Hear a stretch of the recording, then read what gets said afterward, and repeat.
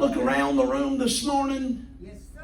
Every one of us have a story to tell. Yes, sir. Glory.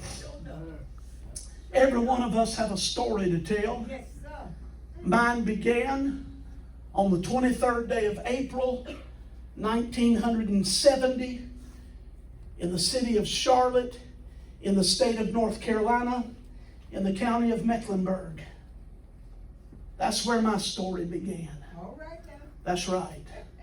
And it was not a pleasant situation, even though I understand it was probably one of the most beautiful times of year. The state was turning green, the flowers were beginning to bloom and blossom, and the birds were starting to sing again. The weather was becoming fair, and so outside it was a beautiful time of year. But for my family, it was not that way. It was the darkest time in our family. See, my father went to prison. Fact is, the month I was born, April 1970, my father was given a life sentence of 99 years in a maximum security prison in the state of South Carolina, with only one opportunity for parole for a heinous crime. That's right.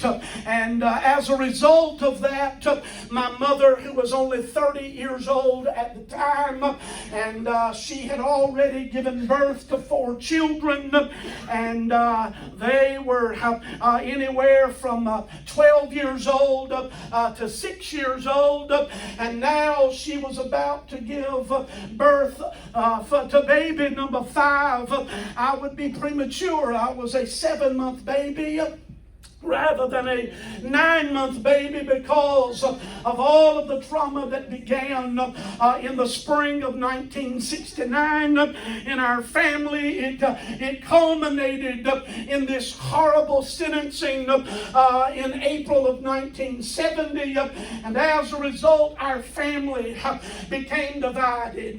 My mother became addicted to alcohol and drugs and all of the vices that accompany those kinds of habits and addictions, and as a result she gave birth to me prematurely, and once I was born she was in such an unstable emotional and physical condition she was unable to take care of herself, much less her 5 children.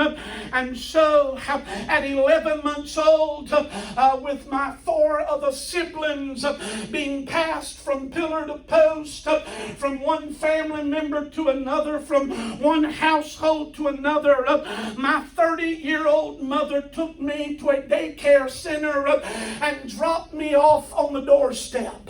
She abandoned me there because she was not physically, she was not emotionally, she was not financially able to take care of me.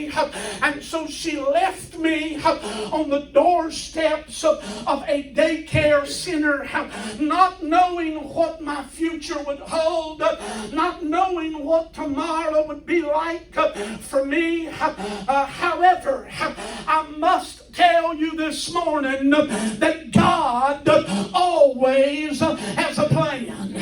Amen. I must tell you this morning that God always has a plan. And so it just so happened that the people that owned the daycare center, it was a family operation, and the matriarch of the family decided that she was not going to turn me over to the state of North Carolina. She was going to raise me as one of her own children. Her children were already grown and gone. They were raising their own families. And at this time, she had already outlived 2 husbands.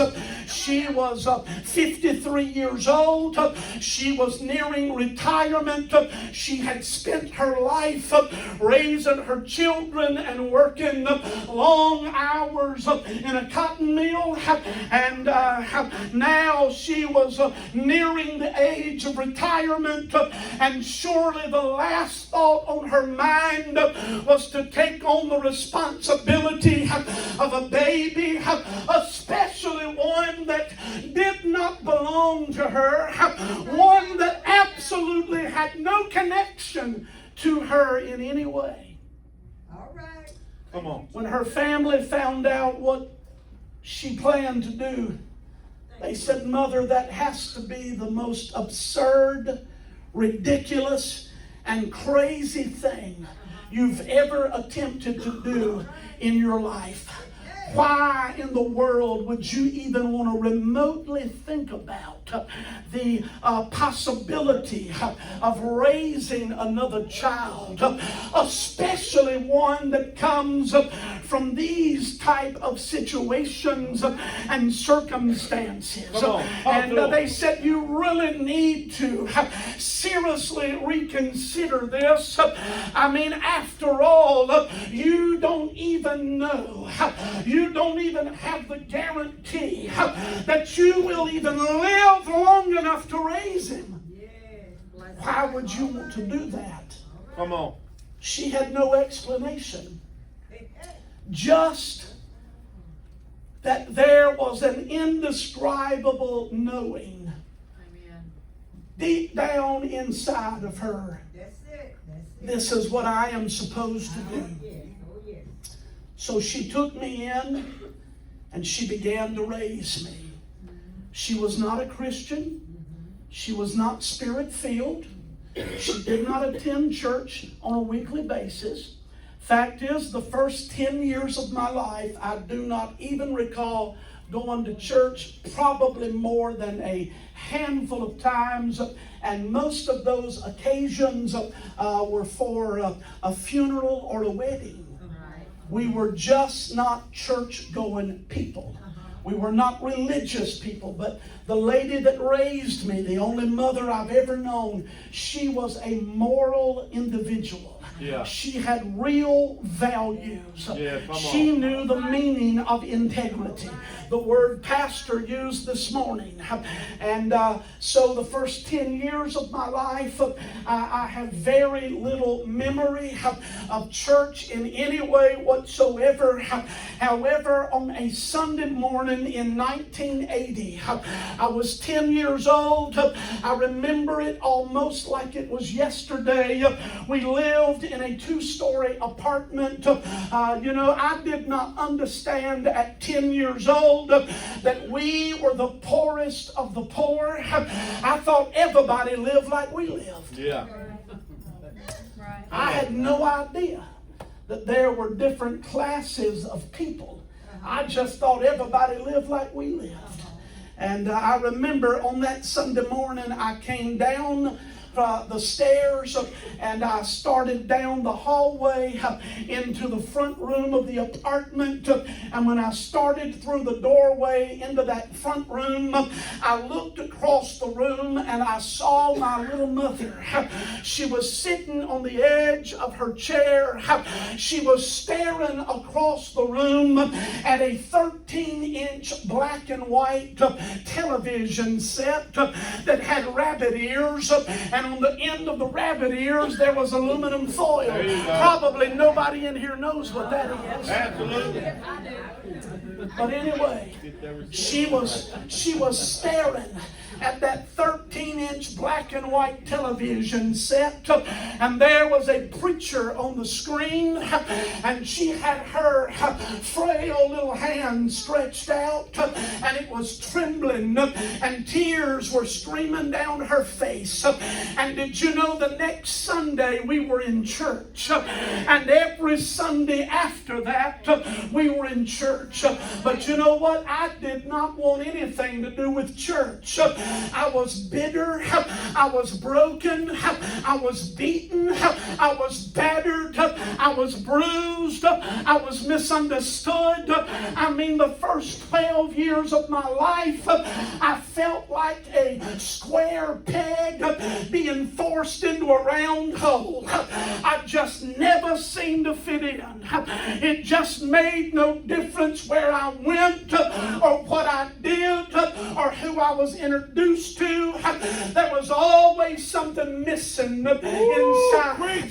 There was an emptiness deep down on the inside that nothing had been able to fill.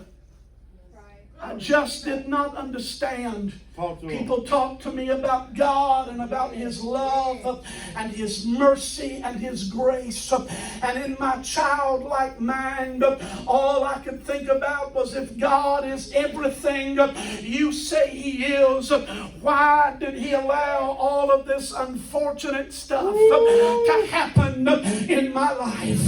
Why did He allow our family to be broken up? Why did He allow my biological father to go to prison for a heinous crime? Why did He allow my biological mother to die at 33 years old?